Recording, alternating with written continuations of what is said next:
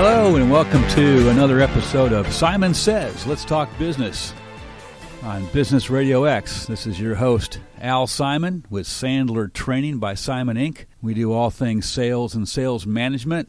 We coach and we train. We build skill sets and we help our clients thrive in the sales revenue arena.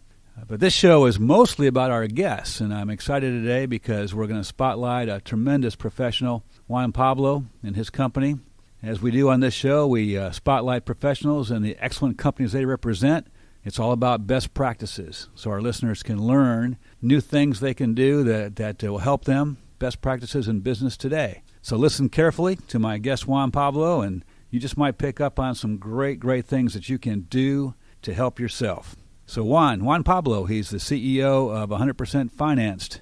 Welcome to the show, Juan. Hey, thanks for having me, Al. Yeah, here we are on this shelter-at-home world. Right. Yeah, it's a little bit different doing it this way, but you know what? It's cool, right? We can all get healthy. I'm really excited about your business, what I've read about it, what you've told me about it, and helping real estate investors to fund and find multi-unit properties so they can be financially free.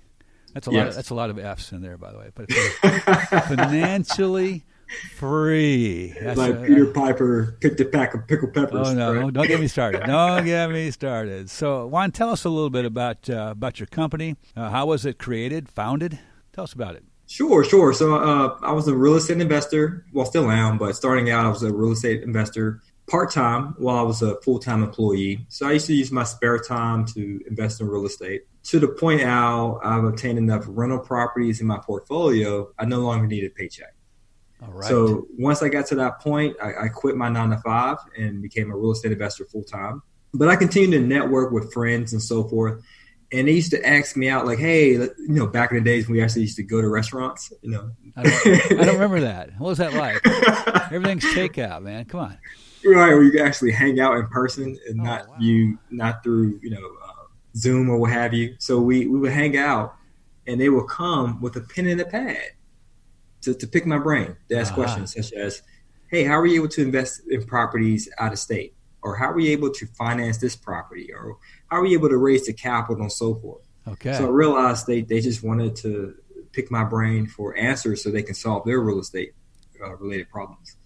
So as a result of having many of my friends in this networking group, I said, hey, let's do this. Give me all your questions you have, and just write them down, and I'll answer for you. Just give me about 2 weeks to answer it. So I had 4 of my friends do this, and I gathered all their questions, realized they had some similarities, and I created an ebook out of it. So their 10 questions were pretty much 10 chapters in the ebook. So I just typed up a Word document, went on Fiverr for about $5, had someone proofread it, another $5 to have someone edit it and so forth, graphic art design, and I sold it. And then I ended up realizing like, hey, I should create a blog. So I ended up creating a blog on YouTube, 100% Finance, and the blog ended up turning into a business because as I'm doing videos and so forth, people will ask me like, hey, do you guys offer this service? And I'll say, we do now. Yes, we do. Yeah, right? Yes, we do. Just give me 1 minute. Yeah. We figure this out. So that's great. how the business ended up being created as a result of the blog. Yeah. Just people ask me, hey, so I guess it's more so sales as well. We created a focus group first to see whether our leads or prospects want it, and then created a product to service that need. Okay, excellent. So this ebook is available today still? It's been vamped up since then. The ebook that I first created might have been 2 pages long. Oh, yeah? It was short, sweet, yeah, and skinny. But we've iterated and developed it since then. But yes, I do have online digital products. The ebook is now a series of videos, resources, different tools. Right. Download. Yeah. Okay, so at the end of this show, we're going to make sure that people know how to get those resources from you. Cool. Okay, so we'll have that conversation. So all right, so just from sitting around having conversations with friends, you built a company. Yes. So first a blog, then a company. So having conversations with friends, and then the blog got me access to prospects. And I think that's where, because friends will always pat you on the back, say, yeah, it looks great. But if you're on the phone with real live prospects, because this is what I did, Al, I placed my phone number on every YouTube video I created. Okay. So they would call me and just say, hey, I had a question about cash out refinance. So I'll create a video. Hey, shout out to you, John, about cash out refinance. This video is for you. Nice. And John will share it. Yeah. Yeah. That's a great idea. That's really good. So you mentioned you used to have a 9 to 5. You want to tell us what you did? Sure. I was one of those annoying people at the Census Bureau. Are you familiar with them? Where they knock on your door, especially today. Yeah. That was what I did. So especially in New York City. Yeah, that was where you're from there. Yeah. Oh, I'm originally from Pittsburgh, Pennsylvania, but after graduating from the University of Georgia, that's one of the first jobs I got out of college. So do you actually say go Steelers and go Dogs? Yes. Oh man, just make sure I don't say them in the same area with those people. That's right. Pick your spots. I understand. Yeah. Okay. So 100% Financed is the company, and how long have you been doing this now? Great question. Since 2014. Okay, so 6 years or so now. All right. And so just curious, why real estate? Wow. So after graduating from University of Georgia, sad to say, but I ended up moving back home with my mom. I had a decent GPA. I had I think a 3.0 or 3.2 GPA, but I kept trying to get a job in the financial services industry, but couldn't because my credit wasn't up to par. Yeah. It was more of a conflict of interest. Like I can't work as a financial advisor. That's what I originally wanted to do. Is it? I can't work as a financial advisor if my credit's not up to par. Yeah. And so being at home with my mom, she ended up buying me this book and said, hey, this may interest you. It was Rich Dad, Poor Dad by Robert Kiyosaki. Oh, great book. Great book. Yeah. After reading that book, I decided, hey, I want to be a real estate investor. I don't know how, I don't know when, but that's who I want to become. Yeah. And then I'm getting a job in New York and just networking in New York. I found a guy who was able to mentor me. He had a monthly meetup in which he just talked about real estate investing, finance, just once a month. And his thing, Al, was this: don't call me, don't email me, don't text me. I'm not creating an agenda for this meeting. I have no ebooks. I have nothing for sale, no written content. Just show up, unlimited Q&A. Okay. Just show up once a month. I'll answer your questions. And that's what I did for about 4 years. That's great. That's great. Good for you for really wanting to go after it. That was a tough time, 2014, coming out of the recession, and jobs really were tough to find. And you were probably overqualified for the jobs that you could have gotten with that degree. So your big thing, we talk about all those F's. So financially free. All right. What is financial freedom to you? No, great question. Financial freedom is pretty much defined as being wealthy, and wealthy is a measurement of time, right? Yeah. It's passive income. It's income that you receive on a consistent basis with little to no work required. Okay. And so if you're able to receive income with little to no work, and if you receive $5,001 of passive income and your monthly living expense is $5,000, in that scenario, you're financially free. Okay. We used to call that mailbox money. Exactly. Mailbox money. Yeah.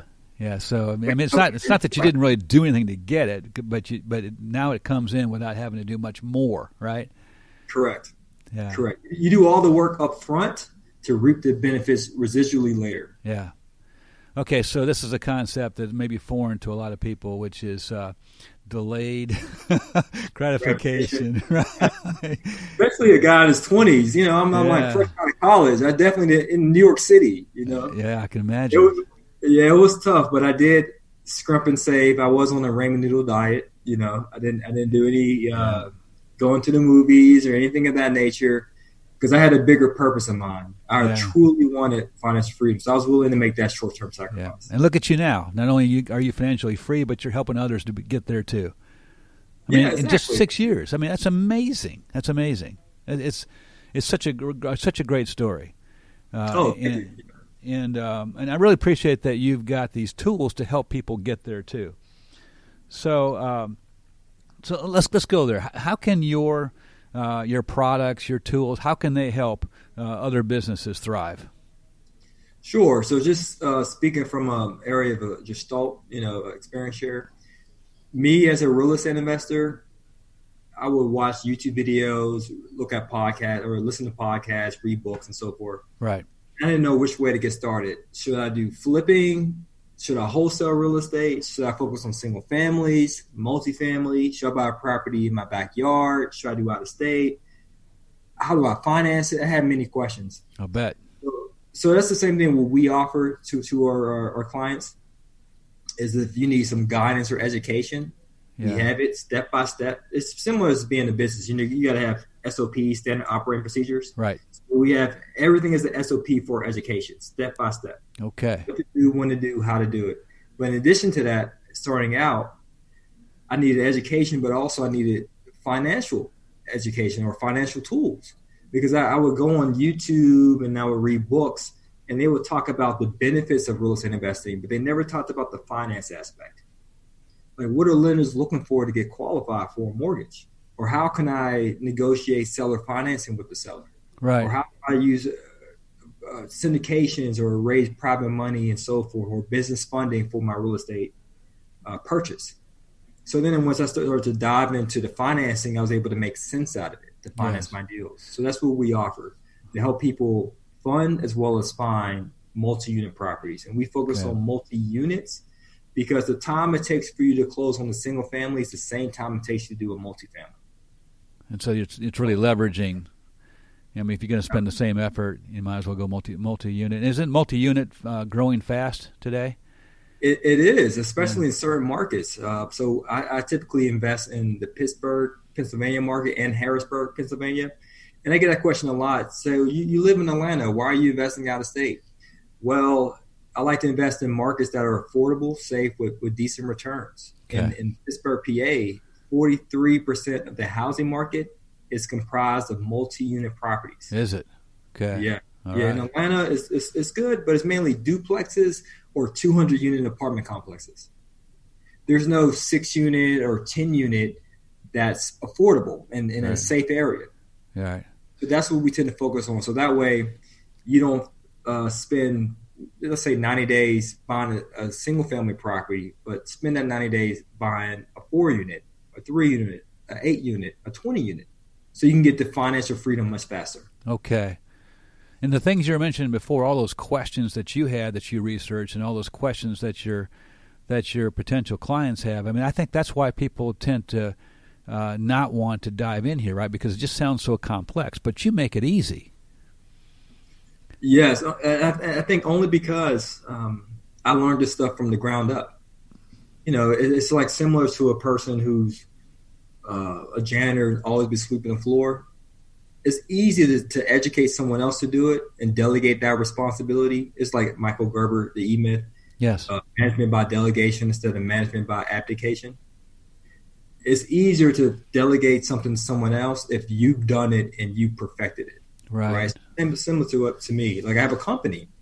So in order for me to teach my company to do real estate investing tasks, I must know it, and I have to break it down to someone who's green to real estate investing so that they can replace me, through delegation. So we take that same process, as I shared earlier, those SOPs, standard operating procedures, and then also provide that for our clients who want to learn step by step of how to invest in real estate themselves. Yeah, I call that a playbook, right? If they follow the playbook, and you'll be successful.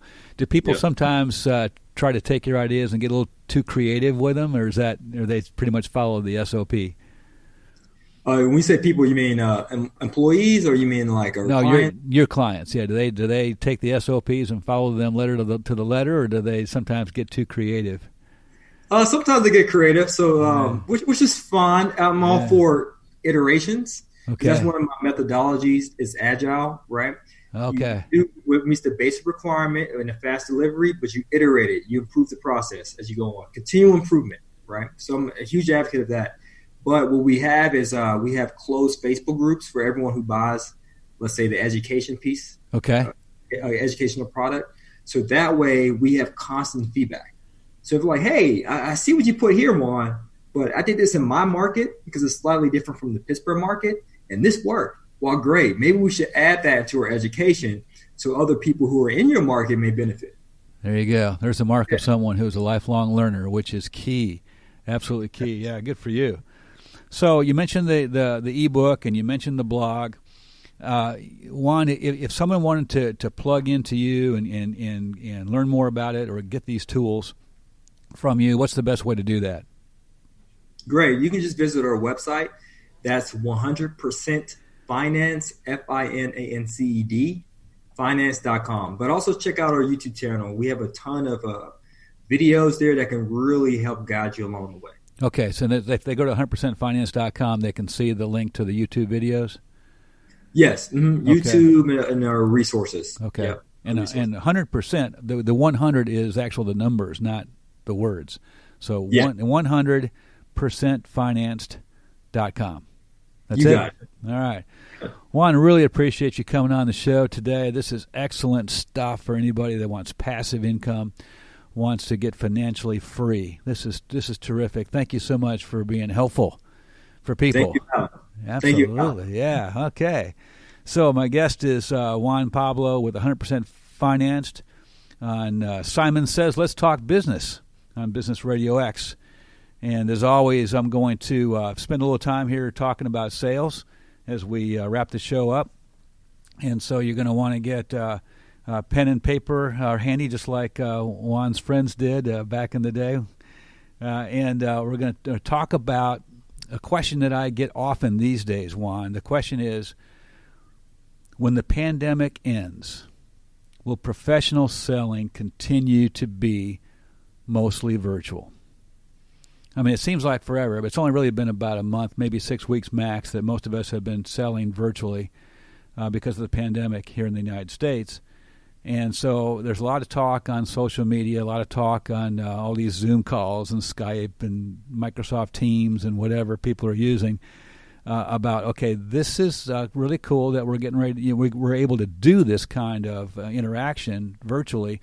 And is that going to be the wave of the future? Is that going to be how it's done in the future? Well, let me answer that question right here. I sincerely hope not. I mean, don't get me wrong. I think it's really good that we're all developing our skills in terms of deepening client relationships while working from home. That's awesome. We are learning how to prospect and sell using the phone, social media, email, video conferencing. I've actually closed some deals myself in the last 6 weeks using virtual tools, and a lot of my clients have been doing that too. And there's a lot of skill building taking place. People attending webinars, online learning, podcasts, all kinds of videos. Business RadioX. There's a lot of online learning happening, which is awesome. So all those things are awesome, building those skill sets and having those habits. But you know what, Juan, what's missing? What is missing is the finer points of selling, the nuances of professional selling. Being there on the plant floor if you sell to manufacturers, being there on the job site, for commercial construction or residential construction, being at the prospect's office or having prospects into your office, and all the nuances of that face-to-face interaction, the body language, the eye contact, even the handshakes.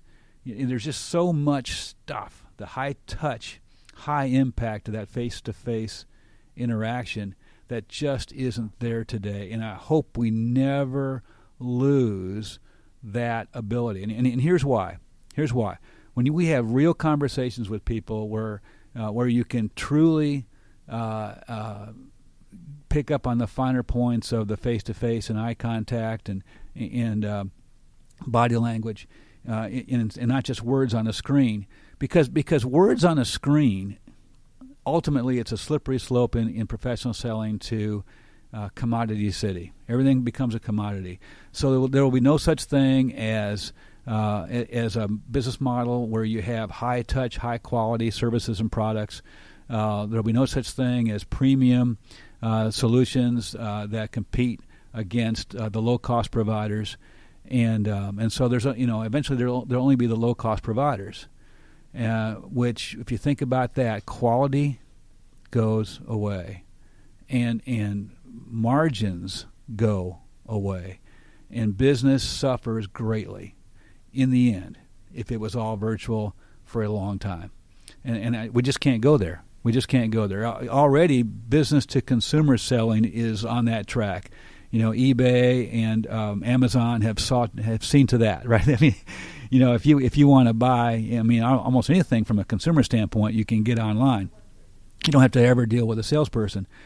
Well, B2B professional selling, and even some B2C, like wealth advisors, like what you were talking about, Juan, wanting to be a wealth advisor. I mean, anything like that that's really professional selling, you got to have those finer details, those fine-edged skill sets of being able to handle interactions with people face to face.